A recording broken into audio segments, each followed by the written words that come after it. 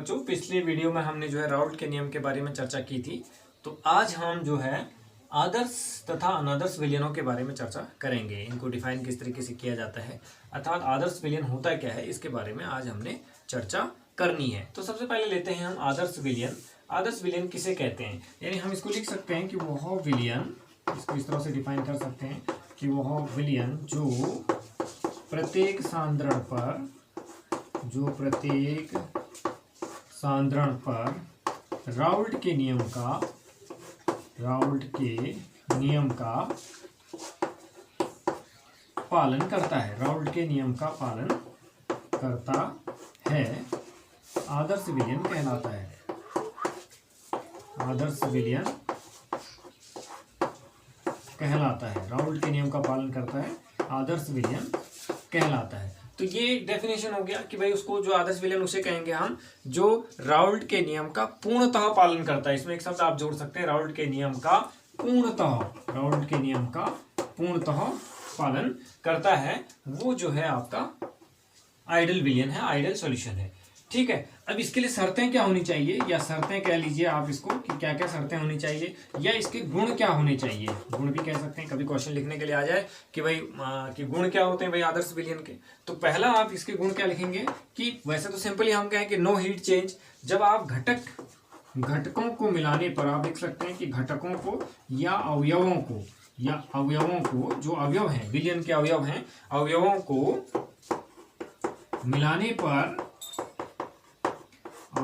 मिलाने पर जो है हीट चेंज, यानी आप लिख सकते हैं कि न तो ऊष्मा उत्सर्जित होनी चाहिए,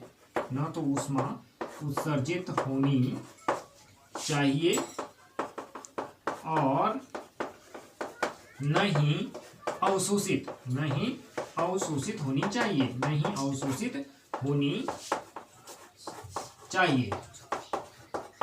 अवशोषित होनी चाहिए। अर्थात इसके लिए क्या होना चाहिए, अर्थात हम कह सकते हैं, अर्थात डेल्टा एच मिक्सिंग यानी मिश्रण करने पर शून्य होना चाहिए। तो पहली शर्त यही है कि भाई डेल्टा एच मिक्सिंग शून्य होनी चाहिए। हीट ऑफ एंथैल्पी जो है वो 0 होना चाहिए। आप लिख सकते हैं, इसको हम एक शॉर्ट फॉर्म में लिख सकते हैं कि नो हीट चेंज।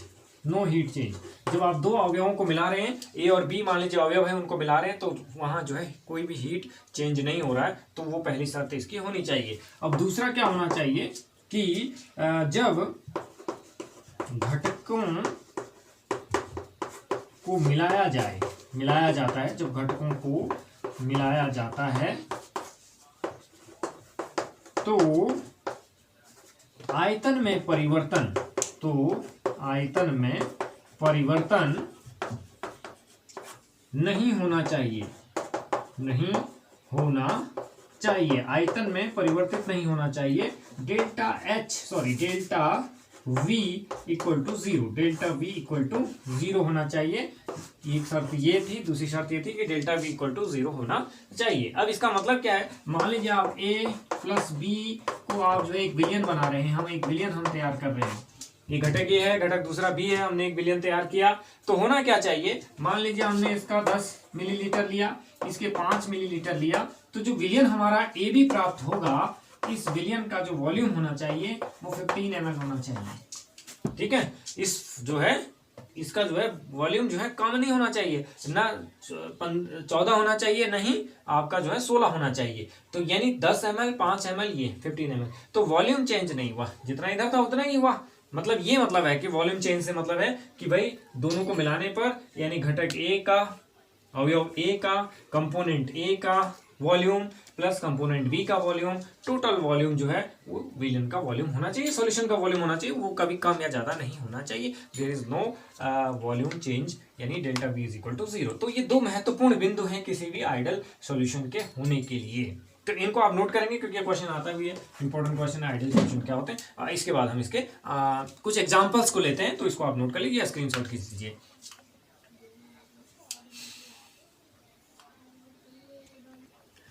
अब हम कुछ उदाहरण ले लेते हैं जो आदर्श विलयन के जैसा व्यवहार करते हैं। हालांकि कोई भी चीज आदर्श नहीं होती, लेकिन फिर भी कुछ चीजें जो है आदर्श विलयन जैसा व्यवहार करते हैं, कुछ घटक, तो हम उनको यहाँ पर लिखते हैं। तो पहला उदाहरण हम यहाँ पर ले लेते हैं, यानी एन हेक्सेन। हम उदाहरण ले लेते हैं एन हेक्सेन और एन हेप्टेन, एक जैसे जैसे हाइड्रोकार्बन है। तो इस तरह के जो है आदर्श विलयन, आपको ये आदर्श विलयन होगा। इसी तरह से आपका जो है chloroethane, chloroethane plus bromoethane, chloroethane plus bromoethane, chloroethane plus bromoethane, ये हमारा जो है आदर्श विलयन की तरह व्यवहार करेगा। थर्ड एग्जांपल ले लेते हैं हम। तीसरा एग्जांपल है टोल्यून, टोल्यून और plus benzene, toluene plus benzene. ये जो है इस तरीके से कुछ एग्जाम्पल हैं, इनको हम याद रख सकते हैं। ये एग्जाम्पल्स हमारे जो हैं कुछ आदर्श विलयन के जैसा व्यवहार करते हैं। तो एन हेप्टेन, एन हेक्सेन है ना, N hexane plus N heptane, hydrocarbon एक जैसे, क्लोरोएथेन, ब्रोमोएथेन एक जैसे, टोल्यून, बेंजीन ये लगभग एक जैसे। तो ये जो है हमारे, अगर इनको मिलाया जाए तो ये आदर्श विलयन के जैसा व्यवहार करते हैं, अर्थात राउल्ट के रूल लॉ का पालन करते हैं। अब राउल्ट का नियम क्या था आपका? राउल्ट का नियम कुछ इस तरह से, हम एक ग्राफ के माध्यम से इसको समझते हैं। तो ग्राफ के माध्यम हमारा क्या था, यहाँ पे तक काई ए काई बी, या इसको 0 लिख लीजिए, इसको 1 लिख लीजिए। यहाँ पे काई ए इज इक्वल टू 1, काई बी इज इक्वल टू 0। इस तरह से था। एक ग्राफ आपका ऐसे था और दूसरा ग्राफ आपका इस तरीके से था, ऐसा था। काई ए ये था आपका पी ए, ये था आपका पी ए 0, ये था आपका पी बी, ये था आपका पी बी 0। ये 0 से 1 की तरफ, ये भी 0 से 1 की तरफ। इसको आप जोड़ देते थे तो आप देखते थे P A plus P B. ये राउल्ट का नियम था, यही राउल्ट का नियम था। अर्थात ये ग्राफ अगर इस तरह का, इनके जो ग्राफ हैं वो इस तरह से हैं वेपर प्रेशर के, तो हमारा जो है वो हम कह सकते हैं कि वो राउल्ट के नियम का पालन कर रहे हैं। तो ये हमारे राउल्ट का नियम था, है ना। तो अब जब राउल्ट के नियम का था, अगर इसको पालन कर रहे हैं ये सब, तो ये सब क्या है? आदर्श विलयन है। तो इसको भी नोट कर लीजिए, थोड़ा सा एग्जाम्स में आ सकता है। अब हम चर्चा कर लेते हैं कि भाई आदर्श विलयन बनता क्यों है, आदर्श विलयन बनने के कारण क्या हो सकते हैं, इसके पीछे लॉजिक क्या है कि भाई कब कोई चीज आदर्श विलयन बन जाएगी दो घटकों को मिलाने पर। तो हम इसको यहाँ पर थोड़ा सा चर्चा कर लेते हैं। जैसे कि मेरे पास ये, हमारे पास एक कंटेनर था, इस कंटेनर में हमने एक सब्सटेंस रखा था, इसके साथ हमने कोई दूसरा सब्सटेंस मिलाया और मिलाने के बाद हमें जो है एक सोल्यूशन प्राप्त हुआ। ठीक है, हमारे पास एक सोल्यूशन हमें मिला। ये मान लीजिए हमारे पास कंपोनेंट ए था और ये कंपोनेंट बी था और ये हमारा ए बी सोल्यूशन दोनों ने मिलकर के बना लिया। तो इस कंपोनेंट के अंदर हमारे पास सारे क्या थे? ए के मॉलिक्यूल थे। ये सब क्या है? इसके अंदर केवल ए के मॉलिक्यूल थे। और जो ये हमारा ये वाला था, इसके अंदर हमारे थे बी के मॉलिक्यूल। ये सब इसके अंदर किसके मॉलिक्यूल थे? बी के मॉलिक्यूल थे। ठीक है, इसके अंदर ए के मॉलिक्यूल थे, इसके अंदर बी के मॉलिक्यूल थे। और यहाँ जो है हमारे पास दोनों मॉलिक्यूल्स प्रेजेंट रहेंगे, यानी कुछ ए के मॉलिक्यूल्स रहेंगे और कुछ हमारे यहाँ पे बी के मॉलिक्यूल रहेंगे। इस तरीके से बी के मॉलिक्यूल रहेंगे और कुछ ए के मॉलिक्यूल रहेंगे। इस तरीके से हमारे पास ये कुछ नजर आएगा। हमारा सॉल्यूशन जो है इस तरह के, इसके अंदर मॉलिक्यूल रहेंगे। ये अणु हैं, ये हमारे पास, ये जो है हमारे पास ये ए के अणु हैं और ये जो है हमारे पास बी के अणु हैं और इसमें जो है ए और बी के अणु हैं। ठीक है, यहाँ पर इस तरीके से हमारे पास कॉम्बिनेशन रहेगा। अब क्या है कि भाई जब यहाँ पर हम बात कर रहे हैं इसके अंदर, अब इसके अंदर इनका वेपर प्रेशर होगा ऊपर, यहाँ पर इसका वेपर प्रेशर होगा और यहाँ पर भी इन दोनों का वेपर प्रेशर होगा। जैसा भी ये होगा, वाष्पशील होगा या वाष्पशील जिस तरह का भी हमारे पास कैटेगरी होगी उस हिसाब से ये होगा। अब यहाँ पर जो है हमारे पास यहाँ पे क्या लग रहा है? कुछ इंटरेक्शन फोर्सेस लग रहे हैं, यानी अन्योन्य, हिंदी में लिखते हैं शुद्ध, अन्योन्य क्रिया बल। अन्योन्य क्रिया बल यानी इनको बोलते हैं इंटरैक्शन फोर्सेस। कुछ इंटरैक्शन फोर्सेस हैं इनके बीच में, यानी यहाँ पर ए और ए के बीच में कुछ फोर्स काम कर रहा है इसमें, और इसमें जो है इंटरैक्शन फोर्सेस क्या है? बी और बी के बीच में इंटरैक्शन फोर्सेस काम कर रहे हैं। यानी यहाँ पर ए इंटरैक्शन फोर्सेस हैं और यहाँ पे बी इंटरैक्शन फोर्सेस हैं। और इधर जो है आप क्या देख रहे हैं? यहाँ पर हमारे पास दो टाइप के इंटरैक्शन फोर्सेस काम कर रहे हैं। यानी एक तो यहाँ पर ए, तीन टाइप के ए इंटरैक्शन फोर्सेस हैं, दूसरा यहाँ पर जो है आपके बी इंटरैक्शन फोर्सेस हैं, और तीसरा जो फोर्स है हमारे यहाँ पर वो है हमारे पास क्या? ए और बी इंटरैक्शन फोर्सेस। ये हमारे काम करेंगे जब हम दो इनको मिलाएंगे। अब आइडल कब होगा कब नहीं होगा हम इस पे चर्चा करने जा रहे हैं। आइडल कब होगा या और कब नहीं होगा वो इंटरेक्शन फोर्सेस पर ही डिपेंड करेगा। तो ये इंटरेक्शन फोर्सेस हैं, ये इंटरेक्शन फोर्सेस हैं और यहाँ पे 3 तरह के इंटरेक्शन फोर्सेस हैं। अब इसके अंदर यानी किसके अंदर, ये हमारा क्या है, ये हमारा सॉल्यूशन है, यानी ये हमारा क्या है, विलियन। अब विलियन के अंदर, अब इसका तो ठीक है भाई, ये है सब बराबर फोर्सेस है, इसके अंदर भी सब बराबर फोर्सेस है, लेकिन इसके अंदर यदि ये आदर्श बनने के लिए कंडीशन क्या है कि जो फोर्सेस होंगे वो फोर्सेस यानी ए यहाँ पे क्या होगा कि ए और ए इंटरेक्शन फोर्सेस बराबर होगा ये बी और बी इंटरेक्शन फोर्सेस और बराबर होगा ए बी इंटरेक्शन फोर्सेस, यानी ए डैश बी इंटरेक्शन फोर्सेस। इसको नीचे लिख लेते हैं, थोड़ा सा ठीक से दिखाई देगा। या हम इसको ये कह सकते हैं कि इसको ऐसे लिख सकते हैं कि A interaction forces B B interaction forces बराबर ए बी इंटरेक्शन फोर्सेस, यानी ए बी इंटरेक्शन फोर्सेस। यानी कहने का मतलब क्या हो गया कि ए अन्योन्य क्रिया बल, बी अन्योन्य क्रिया बल, ए बी अन्योन्य क्रिया बल तीनों एक जैसे अगर यदि हों तब हमारा जो है आदर्श विलयन बनेगा। आदर्श विलयन कब बनेगा, जब किसी विलयन के अंदर हमारे पास ए अन्योन्य क्रिया बल और बी अन्योन्य क्रिया बल तथा ए बी अन्योन्य क्रिया बल तीनों क्या होंगे, बराबर होंगे, तो हमारा विलयन जो है आदर्श विलयन बनेगा और वो जो है राउल्ट के नियम का पालन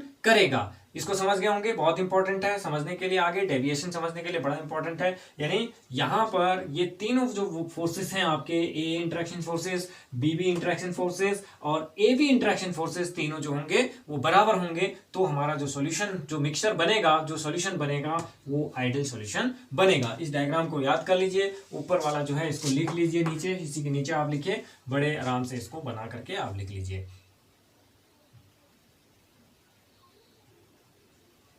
हाँ, तो अब देख लेते हैं अनादर्श विलयन के लिए नॉन आइडियल सॉल्यूशन। वे विलयन जो राउल्ट के नियम का पालन नहीं करते हैं अनादर्श विलयन कहलाते हैं, नॉन आइडियल सॉल्यूशन कहलाते हैं। अर्थात ये जो है राउल्ट के नियम का पालन नहीं करते। आदर्श विलयन जो होते हैं, आइडियल सॉल्यूशन जो राउल्ट के नियम का पालन करते हैं, ये राउल्ट के नियम का पालन नहीं करते हैं। अब जब ये राउल्ट के नियम का पालन नहीं करते हैं तो क्या होगा कि जो हमारे पास जो ग्राफ आ रहा था, जो हमने पहले ग्राफ लिखा था, उसमें कुछ डेविएशन आएगा, उसमें कुछ विचलन आएगा। तो उस विचलन के आधार पर हम इनको 2 कैटेगरी में रख सकते हैं, इनके हम जो है 2 ग्रुप बना सकते हैं। तो इनको हम किस तरह से 2 ग्रुप बना सकते हैं, पहला ग्रुप हम लिख सकते हैं कि जो राउल्ट के नियम से धनात्मक विचलन प्रदर्शित करते हैं। तो यहाँ पर इनके यानी इनके प्रकार जो होंगे, ये प्रकार जो होंगे इनके, ये क्या हो जाएंगे, इनको हम 2 प्रकार में लिख सकते हैं, 2 प्रकार लिख सकते हैं। पहला प्रकार यानी वे विलयन जो राउल्ट के नियम से, इस तरह से लिख सकते हैं, राउल्ट के नियम से धनात्मक विचलन प्रदर्शित करते हैं, विचलन प्रदर्शित करते हैं, पॉजिटिव डेविएशन प्रदर्शित करते हैं। तो पहला तो ये हो गया भाई, इस पर अभी हम विस्तृत से चर्चा करेंगे। वे विलयन जो राउल्ट के नियम से धनात्मक विचलन प्रदर्शित करते हैं, तो पॉजिटिव डेविएशन यानी जो डेविएट होते हैं लेकिन पॉजिटिव डेविएशन होता है। दूसरा क्या होता है, नेगेटिव डेविएशन होता है इनसे, जिसको हम लिख सकते हैं वे विलयन जो राउल्ट के नियम से ऋणात्मक विचलन प्रदर्शित करते हैं। तो 2 तरह के हो गए, ऋणात्मक विचलन प्रदर्शित करते हैं,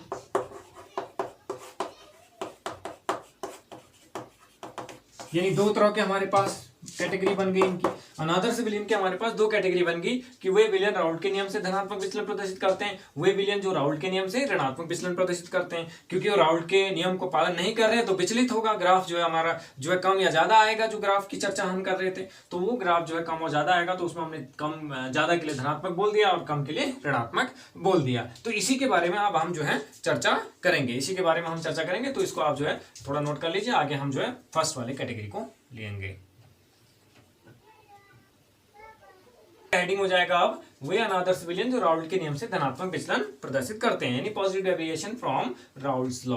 तो इसमें क्या होगा भाई, राउल्ट्स लॉ से पॉजिटिव डेविएशन का मतलब क्या है। तो हम सबसे पहले इसको ग्राफ से समझते हैं कि भाई इस तरह का हमारा जो ग्राफ था वो ग्राफ हम समझ लेते हैं कि भाई ग्राफ ये था हमारे पास, chi A chi B is equal to 0 is equal to 1, chi A is equal to 1, काई बी इज इक्वल टू 0। तो इधर से ये था आपका पी बी और ये था आपका P A naught, P B naught, और ये था हमारे पास P A plus P B.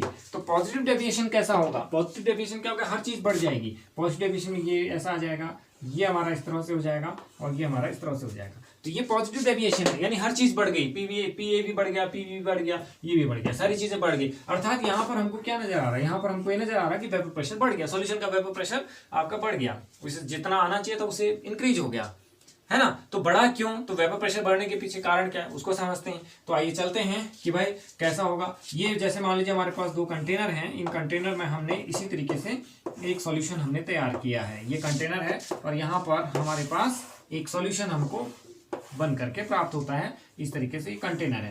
तो ये कंटेनर है, वही हम अन्योन्य क्रिया बल की बात यहाँ पर करेंगे कि इसके अंदर मान लीजिए ए है, ये बी है और इसके अंदर आपके पास ए और बी और ए बी इंटरेक्शन होंगे। इस तरह से इंटरेक्शन होंगे, है ना। इसके अंदर ए इंटरेक्शन फोर्सेस हैं, इसके अंदर बी इंटरेक्शन फोर्सेस हैं, इसके अंदर ए बी इंटरेक्शन फोर्सेस हैं, जैसे कि हमने अभी पहले पढ़ा था। तो अब क्या है, इस कंडीशन में क्या है कि हमारे पास क्या होगा कि जो ए और बी इंटरेक्शन फोर्सेस होंगे वो आपके क्या हो जाएंगे?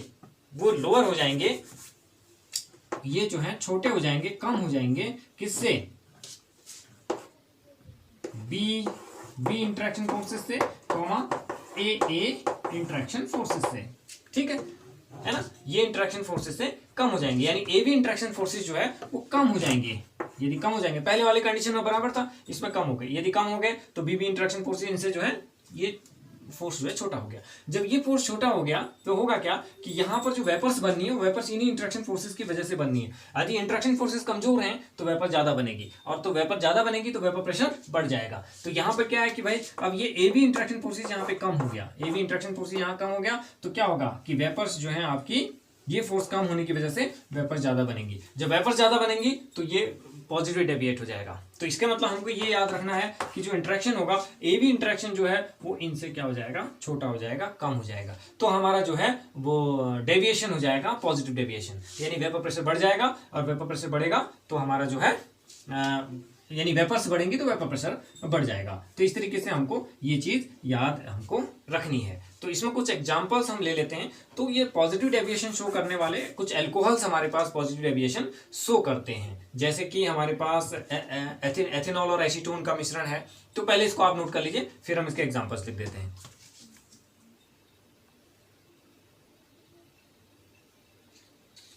ले लेते हैं यहाँ पर पहला उदाहरण हम ले लेते हैं इनका, जैसे कि ये है CS2 प्लस एसीटोन का उदाहरण है।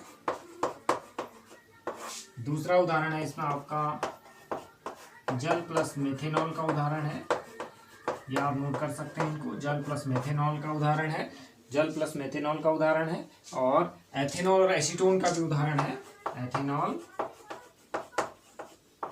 Plus acetone. ये कुछ इनके एग्जाम्पल होंगे। एसीटोन, तो ये जनरली हम देखेंगे जो अल्कोहल होंगे, अल्कोहल जनरली आप अगर ऐसा देखें, जो अल्कोहल होंगे वो आपका पॉजिटिव डेविएशन ही शो करेंगे। पॉजिटिव डेविएशन का मतलब क्या है कि जो इनको जो रोकने की क्षमता थी नीचे विलयन के अंदर, जो रोकने की क्षमता थी अणुओं की, वो कम हो गई, जिससे ज्यादा वेपर्स बनी और ये चीज बढ़ गई। इस चीज को आप ढंग से समझ गए होंगे, तो इसको नोट कर लीजिए और आगे फिर यहाँ से हम आगे बढ़ते हैं।